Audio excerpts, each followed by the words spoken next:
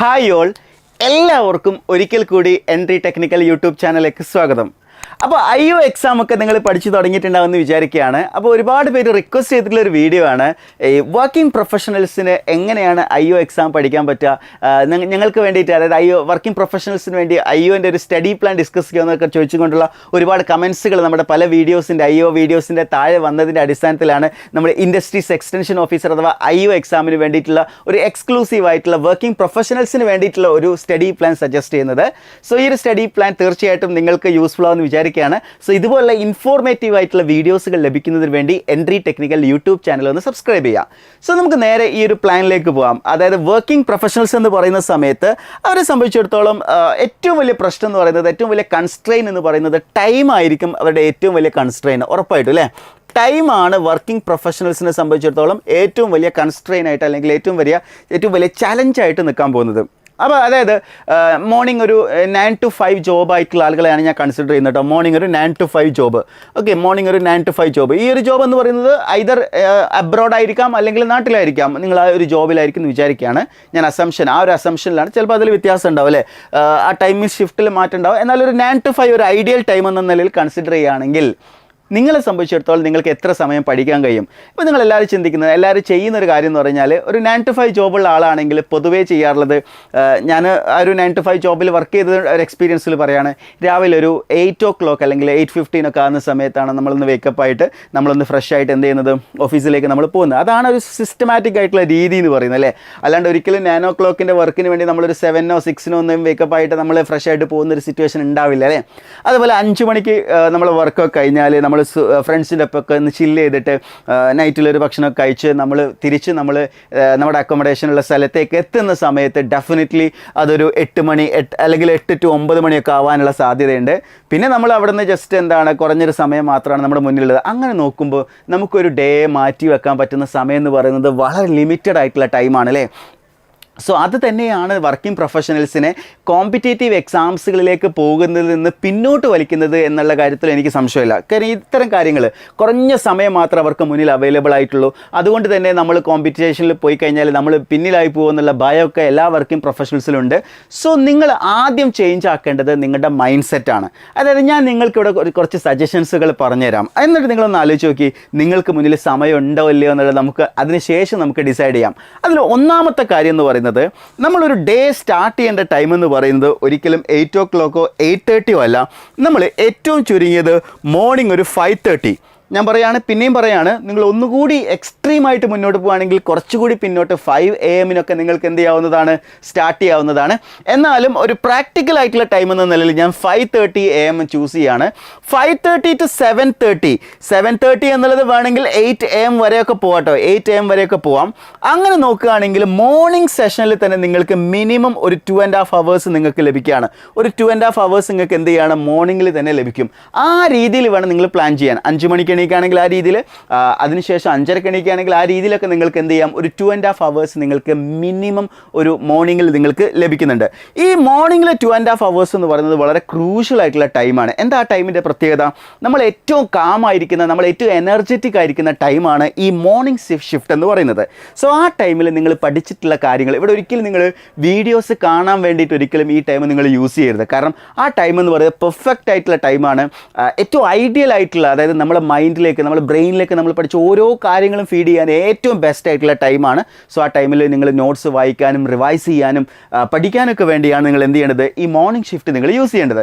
ഇനി നമ്മൾ office time എന്ന് പറയുന്നത് 5 PM കൈ ആണെങ്കിൽ, അല്ലെങ്കിൽ ഒരു 4:30 കൈ ആണെങ്കിൽ മാക്സിമം വേഗത്തിൽ നമ്മൾ എന്ത് ചെയ്യണം, നമ്മുടെ ഹൗസിലേക്ക് അല്ലെങ്കിൽ നമ്മൾ താമസിക്കുന്ന സ്ഥലത്തേക്ക് എത്താൻ വേണ്ടി നിങ്ങൾ ശ്രമിക്കണം. അതൊരു വലിയ ഘടകമാണ്. അവിടെ വലിയ ഡിഫിക്കൽട്ടീസ് നിങ്ങൾക്ക് ഉണ്ടാവും. കാരണം നിങ്ങൾ ഒരു റൂട്ടീൻ്റെ ഭാഗമായിട്ട് ഒരുപാട് മിസ്റ്റേക്സുകൾ വരുത്തുന്നുണ്ടാവും. സോ അതെല്ലാം മാറ്റി വെച്ചുകൊണ്ട് ഒരു 6 PM ആകുന്ന സമയത്തെങ്കിലും ഏറ്റവും എത്രത്തോളം മാക്സിമം പറ്റുമോ, എത്രത്തോളം പെട്ടെന്ന് എത്താൻ പറ്റുമോ അത്രത്തോളം വേഗത്തിൽ നിങ്ങളുടെ സ്ഥലത്ത് എത്തുക. അവിടെ നിങ്ങളൊരു 6 to 7:30 ഒരു 130 hours നിങ്ങൾക്ക് അവിടെ മസ്റ്റായിട്ട് നിങ്ങൾ എന്ത് ചെയ്യണം, അവിടെ യൂട്ടിലൈസ് ചെയ്യണം. അതിനുശേഷം നിങ്ങൾ ഭക്ഷണം കഴിക്കാനും നിങ്ങൾക്കൊന്ന് ഫ്രഷ് ആവാനൊക്കെ ഉള്ള സമയമുണ്ട്. അതിനുശേഷം വീണ്ടും ഒരു 3 hours നിങ്ങൾ എന്ത് ചെയ്യണം, ഒരു 8:30 to 11:30 നിങ്ങൾ എന്ത് ചെയ്യണം, ഡെയിലി സ്പെൻഡ് ചെയ്യണം. അങ്ങനെ നോക്കുമ്പോൾ ടോട്ടലി നമ്മൾ നോക്കുമ്പോൾ ഇവിടെ 2.5 hours, ഇവിടെ 1.5 hours, ഇവിടെ 3 hours. So totally 7 hours per day നിങ്ങൾക്ക് എന്ത് ചെയ്യാൻ പറ്റുന്നുണ്ട്, പഠിക്കാൻ പറ്റുന്നുണ്ട്. പറയുന്നുണ്ട്. ഈ 7 hours കംപ്ലീറ്റ് ആയിട്ട് കിട്ടുമെന്ന് ചോദിച്ചു കഴിഞ്ഞാൽ ഡെഫിനറ്റ്ലി അതിന് അത്രയും ഡിറ്റർമിനേഷനും അത്രയും ഡെഡിക്കേഷനും ഉള്ള ഒരാളെ സംബന്ധിച്ചിടത്തോളം മാത്രമേ ഈ 7 hours ഒക്കെ നിങ്ങൾക്ക് ഒരു ഡേ എന്ത് ചെയ്യാൻ പറ്റുള്ളൂ, സ്പെൻഡ് ചെയ്യാൻ പറ്റുള്ളൂ. ഇറ്റ്സ് എക്സ്ട്രീംലി ഡിഫിക്കൽട്ട് തന്നെയാണ്, അതിൽ ഞാൻ യാതൊരു സംശയവുമില്ല. പക്ഷേ ആ 7 hours എന്നുള്ളത് ഒരു 6 hours എങ്കിലും, ആ 7 hours കംപ്ലീറ്റ് കിട്ടിയില്ലെങ്കിലും ഡെയിലി നിങ്ങൾക്ക് ഒരു 6 hours എങ്കിലും നിങ്ങൾക്ക് എന്ത് ചെയ്യാൻ പറ്റുന്നുണ്ട്, സ്പെൻഡ് ചെയ്യാൻ പറ്റിയേ മതിയാവുള്ളൂ. എന്നാൽ മാത്രമേ നമുക്ക് ഈ എക്സാമിന് എന്തെങ്കിലും ഹോപ്പ് ഉള്ളൂ. സോ ആ ഒരു കാര്യം നിങ്ങൾ ടൈം എങ്ങനെ സേവ് ചെയ്യണം, ടൈം എങ്ങനെ മാനേജ് ചെയ്യണം, എങ്ങനെ ഈ രീതിയിലേക്ക് നിങ്ങൾക്ക് കൺവേർട്ട് ചെയ്യാൻ പറ്റും എന്നുള്ളത് വേണ്ടിയാണ് ഞാൻ പറഞ്ഞിരുന്നത്. ഡെയിലി ഒരു 2 മണിക്കൂർ പോലും പഠിക്കാൻ കഴിയുന്നില്ല എന്ന് പറഞ്ഞ ഒരുപാട് ഉദ്യോഗാർത്ഥികളോട് എനിക്ക് പറയാനുള്ളത്, ഡെയിലി നിങ്ങൾ ശ്രമിക്കുകയാണെങ്കിൽ, പ്രൊവൈഡഡ് നിങ്ങൾ ശ്രമിക്കുകയാണെങ്കിൽ നിങ്ങൾക്കൊരു ഡേ 6 മണിക്കൂർ 7 മണിക്കൂർ 8 മണിക്കൂർ വരെ നിങ്ങൾക്ക് എന്ത് ചെയ്യാവുന്നതാണ്, ഒരു ദിവസം പഠിക്കാവുന്നതാണ് എന്നുള്ളത് ഞാനിവിടെ ഈ ഒരു ടൈം ഷിഫ്റ്റിലൂടെ ഞാൻ നിങ്ങൾക്ക് കാണിച്ചു തന്നിട്ടുണ്ട്. സോ ഈ ഡിഫറെൻറ്റ് ഷിഫ്റ്റിലൂടെ നിങ്ങൾക്കൊരു ഡേ 7 hours എങ്കിലും മിനിമം കിട്ടും. ഒരിക്കലും ഞാൻ ഈ ഒരു ടൈം ഷിഫ്റ്റ് എന്ന് പറയുന്നത് എഴുതാൻ വളരെ സുഖമാണ് അല്ലേ, എനിക്കറിയാം. അതായത് ഇത് ജസ്റ്റ് എഴുതി വെക്കാൻ വളരെ എളുപ്പമാണ്. രാവിലെ 2.5 മണിക്കൂർ, വൈകുന്നേരം 1.5 മണിക്കൂർ, ഈവനിങ് 3 hours. പക്ഷേ ഇത് പ്രാക്ടിക്കലായിട്ട് നടപ്പിലാക്കണമെങ്കിൽ നമ്മൾ അത്രയും എന്താണ് കമ്മിറ്റഡ് ആയിരിക്കണം, നമ്മൾ അത്രയും ഡെഡിക്കേറ്റഡ് ആയിട്ട് നമ്മുടെ മൈൻഡ് സെറ്റ് എന്ത് ചെയ്യണം, നമ്മൾ ചേഞ്ച് ചെയ്യണം എന്നുള്ളത് ഒരു പ്രധാനപ്പെട്ട ഫാക്ടറാണ്. സോ അത് നിങ്ങൾ മൈൻഡിൽ കീപ്പ് ഇൻ മൈൻഡ് എന്നുള്ളതാണ് എനിക്ക് പറയാനുള്ളത്. ആ ഒരു പോയിന്റ്, അതായത് ഇമ്പോസിബിൾ എന്നൊരിക്കലും നമുക്ക് എന്ത് ചെയ്യാൻ പറ്റില്ല, പറയാൻ പറ്റില്ല. നിങ്ങൾ ശ്രമിച്ചാൽ ഡെഫിനറ്റ്ലി ഇറ്റ് ഈസ് പോസിബിൾ എന്നുള്ളത് തന്നെയാണ്. ഇനി ഇതിലേക്കുള്ള ഒരു കീ പോയിന്റ്, അതായത് IO എക്സാം എന്നില്ല, ഏതൊരു എക്സാമും എന്താ പറയുക, ക്രാക്ക് ചെയ്യാനുള്ള 3 പ്രധാനപ്പെട്ട ട്രിക്സുകളാണ് പറയുന്നത്. ഒന്നാമത്തേത് സിലബസ് എന്ന് പറയുന്നതാണ്. സിലബസ് അല്ലെങ്കിൽ എക്സാം പാറ്റേൺ എന്ന് പറയുന്നത് വളരെ പ്രധാനപ്പെട്ടതാണ്. ഈ എക്സാമിനേഷനെ കുറിച്ച് കൃത്യമായിട്ടുള്ളൊരു ധാരണ നിങ്ങൾക്ക് ഉണ്ടായിരിക്കണം. അതായത് ഈ എക്സാം എന്ന് പറയുന്നത് 1.5 hours 100 questions വരാൻ പോകുന്നൊരു എക്സാമാണ്. അതിൽ electrical, mechanical, civil, electronics, computer science ടോപ്പിക്കുകളിൽ നിന്നായിട്ട് 20 വീതം ക്വസ്റ്റ്യൻസുകൾ വന്നിട്ടുള്ള 100 മാർക്കിൻ്റെ ക്വസ്റ്റ്യൻ എക്സാമിനേഷനാണ് വരാൻ പോകുന്നത് എന്നുള്ളത് നിങ്ങൾ മനസ്സിലാക്കി വെക്കണം. ഓക്കെ, മാനേജ്മെൻറ്റ് സബ്ജക്റ്റ് ഒന്നും ക്വസ്റ്റ്യൻസ് വരുന്നുണ്ട്. അങ്ങനെ ടോട്ടൽ 100 questions ആയിരിക്കും നിങ്ങൾക്ക് ഈ എക്സാമിന് വേണ്ടി വരുന്നത്. അതായത് എക്സാമിനെ കുറിച്ച് നമ്മൾക്ക് എപ്പോഴും ഒരു ക്ലിയർ വിഷൻ നമ്മുടെ ഉള്ളിൽ ഉണ്ടായിരിക്കണം. സോ 100 questions ഒരു എക്സാമിനേഷനാണ് നിങ്ങളുടെ മുന്നിൽ വരുന്നത്. 1.5 hours നിങ്ങൾ ആ എക്സാം ക്രാക്ക് ചെയ്തേ മതിയാവുള്ളൂ. സോ ആദ്യത്തെ കാര്യം എക്സാം പാറ്റേൺ ആണ്. ഇനി ഈ എക്സാമിൻ്റെ സിലബസിനെ കുറിച്ച് കൃത്യമായിട്ട് മനസ്സിലാക്കണം എന്ന് മാത്രമല്ല, ഈ സിലബസിലുള്ള word by word, sentence by sentence നിങ്ങൾ എന്ത് ചെയ്യണം, പഠിച്ചിരിക്കണം. ഒരു ഭാഗം പോലും മിസ് ചെയ്യാൻ പാടില്ല. ഉദാഹരണത്തിന് ഞാനൊരു ഇലക്ട്രിക്കൽ ബാക്ക്ഗ്രൗണ്ടിലുള്ള ആളാണ്. എന്നെ സംബന്ധിച്ചിടത്തോളം എനിക്ക് സിവിൽ സബ്ജക്റ്റുകളോട് ഒരു ഇഷ്ടക്കുറവുണ്ട് എന്ന് വിചാരിക്കുക. എനിക്ക് സിവിൽ പഠിക്കാൻ അത്ര ഇഷ്ടമില്ല, അതായത് എനിക്ക് അത്തരം കാര്യങ്ങൾ പഠിക്കാൻ താല്പര്യമില്ല എന്നൊരു ആറ്റിറ്റ്യൂഡ് വരാൻ പാടില്ല. നിങ്ങൾ ഏത് ബ്രാഞ്ചിലുള്ള ആളാണെങ്കിലും മറ്റു ബ്രാഞ്ചസ് പഠിച്ചേ മതിയാവുള്ളൂ. പിന്നെ കുറേ പേർക്ക് ഉണ്ടാകുന്ന ഒരു ഡൗട്ടാണ്, ഇപ്പോൾ ഒരു ബ്രാഞ്ച് പഠിച്ചിട്ട് പിന്നെ 1-2 ബ്രാഞ്ച് സേഫാക്കി നല്ല ഡെപ്തിൽ പഠിക്കുക, 2 ഒഴിവായിക്കളയുക എന്നുള്ളത്. അതൊക്കെ മണ്ടത്തരാണ്. ഒരു കോമ്പറ്റീറ്റീവ് എക്സാമിനേഷനിലും നിങ്ങൾ മുഴുവൻ ടോപ്പിക്കും പഠിക്കാതെ നല്ല വിജയം കരസ്ഥമാക്കാൻ നിങ്ങളെ കൊണ്ട് കഴിയില്ല എന്നുള്ളത് തന്നെയാണ് എനിക്ക് നിങ്ങളടുത്ത് പറഞ്ഞു തരാനുള്ളത്. അതായത് നിങ്ങൾ ഒരു കോമ്പറ്റീറ്റീവ് എക്സാം സിൻസിയറായിട്ട് ക്രാക്ക് ചെയ്യാൻ ഉദ്ദേശിക്കുന്നുണ്ടെങ്കിൽ നിങ്ങൾ ആ ഒരു എക്സാമിനേഷൻ്റെ മുഴുവൻ ടോപ്പിക്കുകളും പഠിച്ചതിന് ശേഷം മാത്രമായിരിക്കണം നിങ്ങൾ എക്സാം ഹാളിൽ പോവേണ്ടത്. എന്നാൽ മാത്രമേ നിങ്ങൾക്ക് ആ എക്സാമിൽ സാധ്യതയുള്ളൂ എന്ന് ഞാൻ ഉറപ്പിച്ചു പറയാണ്. സോ സിലബസ് എന്ന് പറയുന്നത് എക്സാമിനേഷനെ സംബന്ധിച്ചിടത്തോളം ഏറ്റവും ക്രൂഷ്യൽ ആയിട്ടുള്ള കാര്യമാണ്. രണ്ടാമത്തെ ഒരു കാര്യം എന്ന് പറയുന്നത് മൈൻഡ് സെറ്റാണ്. അതായത് നിങ്ങൾ എഴുതാൻ പോകുന്ന ഈ എക്സാം, അതായത് ഇൻഡസ്ട്രീസ് എക്സ്റ്റൻഷൻ ഓഫീസർ എക്സാം, ഈ എക്സാമിനെ കുറിച്ച് ആലോചിക്കുന്ന സമയത്ത് നമുക്ക് പാനിക് ആകാൻ പറ്റിയ ഒരുപാട് കാര്യങ്ങളുണ്ട്.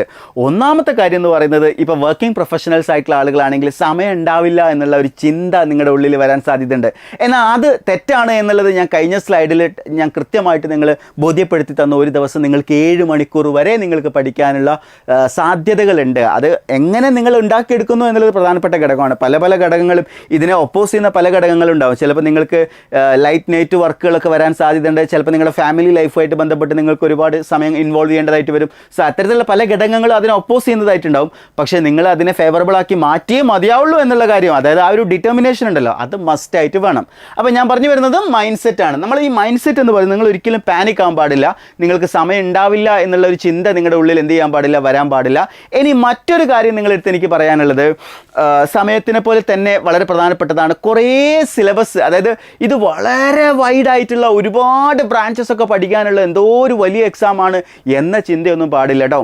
കാരണം എന്താണെന്ന് അറിയാം, ഞാനത് പറയാൻ കാരണം ഈ ഒരു എക്സാം ഒരു ലെവൽ പ്ലേയിങ് ഫീൽഡ് എന്ന് പറയുന്നത് വളരെ സിൻസിയറായിട്ട് പറയാമെന്നുണ്ടെങ്കിൽ എല്ലാവർക്കും ഈക്വൽ ചാൻസ് ആയിട്ട് വരുന്ന എക്സാമാണ്.